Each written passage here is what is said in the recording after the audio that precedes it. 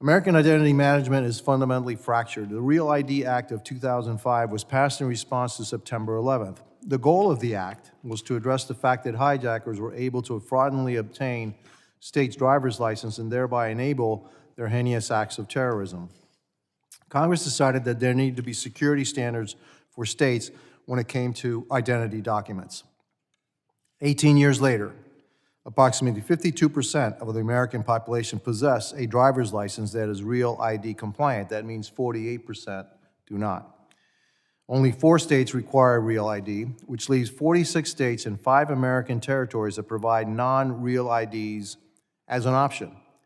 The problem comes to a head on May 7, 2025. On this date, if you do not have a Real ID, you will not be able to fly in the United States unless you happen to have a passport, a global entry card, or some other sort of government-issued ID that is approved for air travel.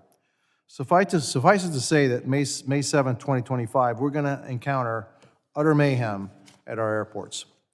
Since 2005, the Department of Homeland Security has awarded over $263 million in grant funding to assist in enhancements to driver's licenses.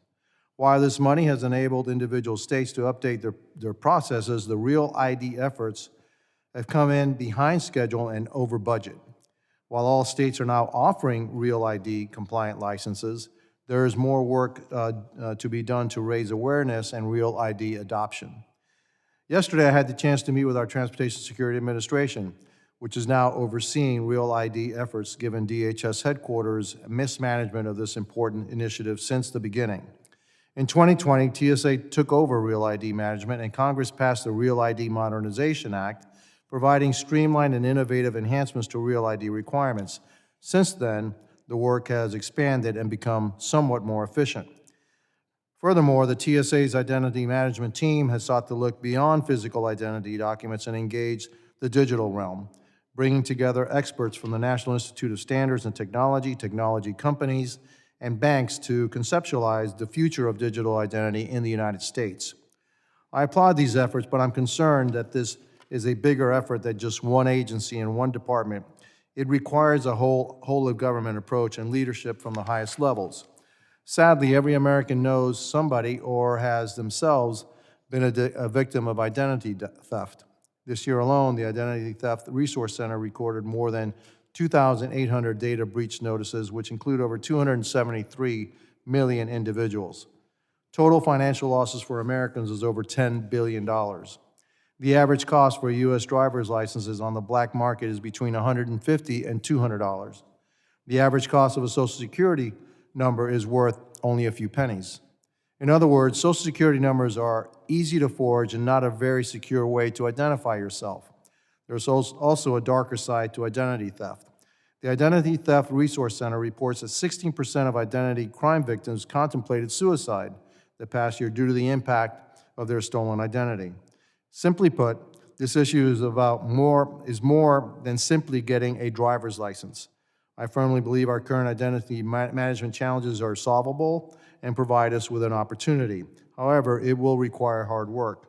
We need to fix the current problems by devaluing the stolen identity data of Americans that is already out in the open so that criminals cannot so easily leverage American identities for nefarious purposes.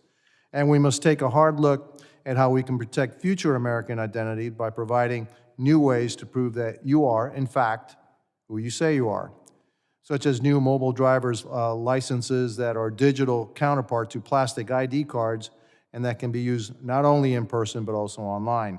When it comes to the future of identity, Americans are rightly skeptical and concerned about privacy and civil liberties, especially the collection of biometric data. This is why in today's hearings we will draw the important distinction between biometric verification processes versus biometric recognition. As usual, the private sector has had solutions to identify management for decades, though because the government is the only authoritative issuer of identity, there are limitations on what the industry alone can deliver. We have with us today a panel of experts in the industry that have been involved in this discussion since the beginning of these discussions. The American people deserve a robust discussion about the timeline of events and how it is that we landed here, 18 years after the passage of the Real ID Act, with even greater challenges than we had before. I look forward to the discussion and the solutions that are offered. I now